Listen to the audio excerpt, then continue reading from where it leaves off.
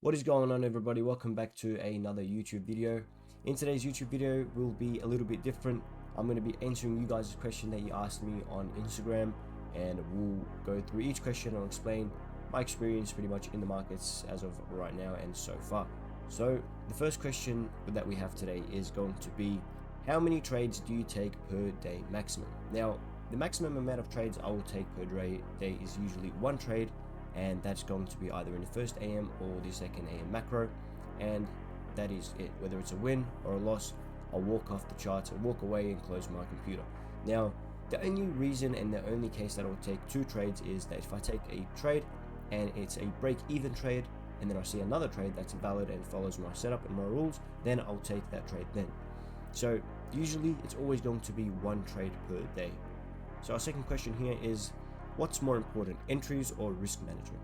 Now, in my opinion, I think risk management is much way more important than entries. Of course, entries is a massive part of your trading. Of course, you gotta have the right entry for your model, but risk management again is insanely important. It's important to last in the markets than to actually try to make more money.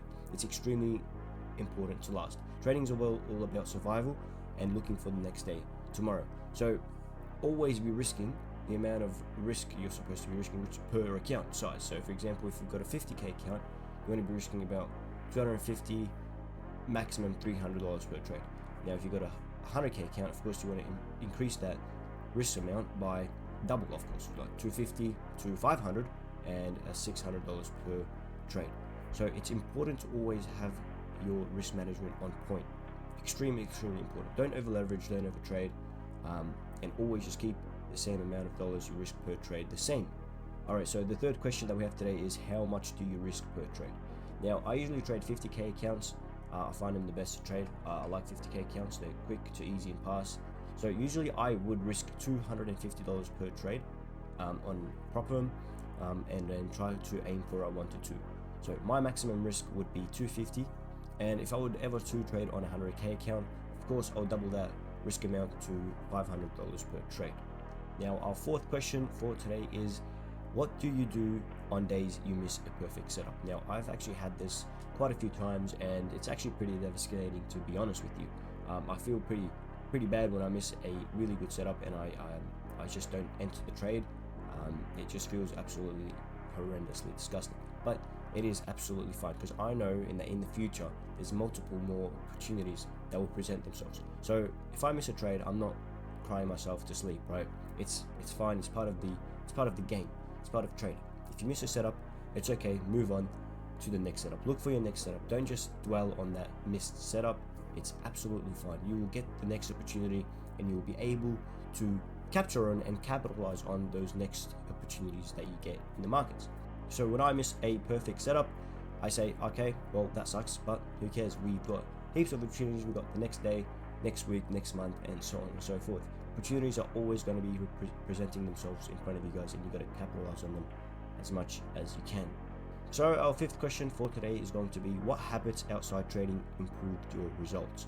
Now, this is extremely important, because trading is shaped around your everyday today life. So if you don't go to the gym, don't do your cardio, don't eat well, don't sleep well, don't have a proper self-improvement plan, you are not going to be great at trading. You got to be always going to the gym. You got to be doing your cardio. You got to be eating well. You got to be sleeping well. Now, for me personally, I absolutely go to the gym 5 to 6 days of the week. Usually 6 days a week I am there in the gym. Cardio is done every single day. If I miss a day, I'm doing 2 days. And I also play some sports on the side. So you always got to be disciplined. Now, some days I hate going to the gym. It's extremely annoying. I hate going to the gym. But I know if I tell myself and I let myself down on that day and not go to the gym, it's going to affect my trading. It's going to be, well, I didn't go to the gym, I didn't follow a plan, hence you're not going to be following your plans also on the charts. That's how it is, guys. You've got to always be able to actually improve your life outside of trading in order to improve your life on the charts. Now, you hear it all the time on your reels, on your Instagram, on all these social media platforms, and it's like, if you're not able to improve your life outside of trading, then you will not be able to improve your trading itself. So you're going to be disciplined outside of the charts, so you could be disciplined on the charts as well. Question number 6 on today is going to be, what's the biggest difference you see between your students and non-students? Okay, very good question. Now, with my students, obviously they get a specific plan and a specific strategy to trade, specific risk management plan, so on and so forth. I explain heaps of stuff to them that then they absolutely crush in the markets.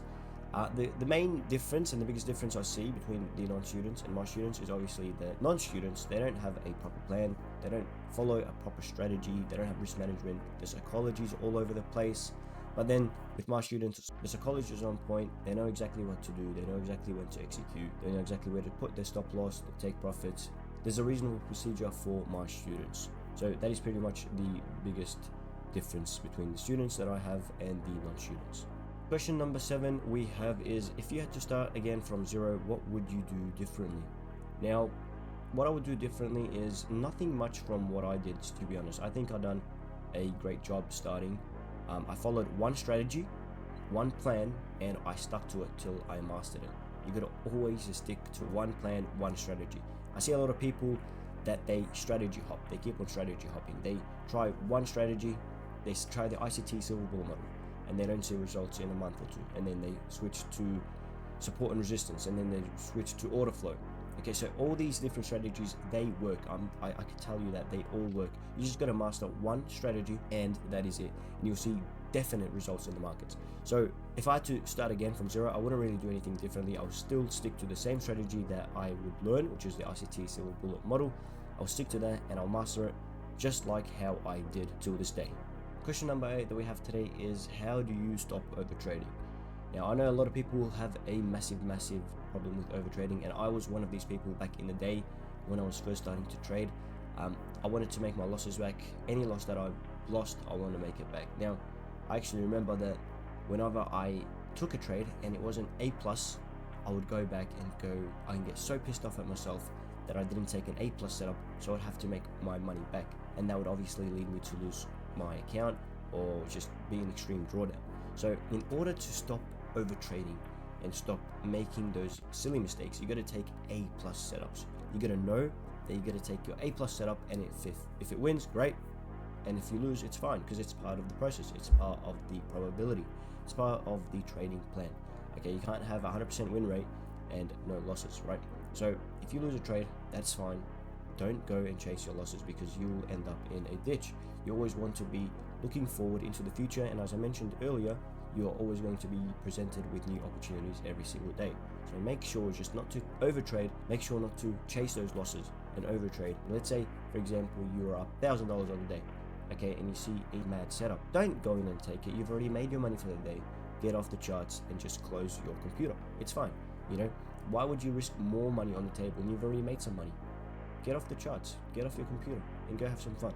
Question number 9 on today is, how do you stay disciplined after a big win? Well, that is actually a great question, because a lot of people, after a big win, their egos go up to the moon and they think they could literally just win every single trade and the markets is theirs. But the reality is, you got to neutralize your emotions after a massive win. Okay, so for example, if you had a crazy win for the day and the next day you come in and you think you're going to be taking any trade and it's going to take profit straight away, you got to relax, you got to take a step back and trade how you usually do. So with me personally, if I take a massive win on a day, I pretty much forget that win the next day and go like, all right, we're resetting. My P&L for the day is 0. It's a new day. Okay, I don't care about what happened yesterday, whether it's a win or a loss. Okay, so I don't care. It's a new day and I'm looking for a trade and to take. I'm not going to say to myself that yesterday was a massive day, today's going to be a massive day as well. Yeah, obviously it can, but you're always going to be neutralizing your emotions and making sure that you trade the plan and follow your plan only, and that will obviously lead you to long-term profitability. Question number 10 on today is, what advice would you give to someone struggling right now? Okay, my advice to you is to keep freaking going. Don't give up. Don't ever quit. Don't give in. Always keep pushing. Always keep going. Your results are coming. You will be able to make it if you just do not give up. I promise you, a lot of people give up because they don't see results in the first 1, 2, 3, 4, 5, 6 months.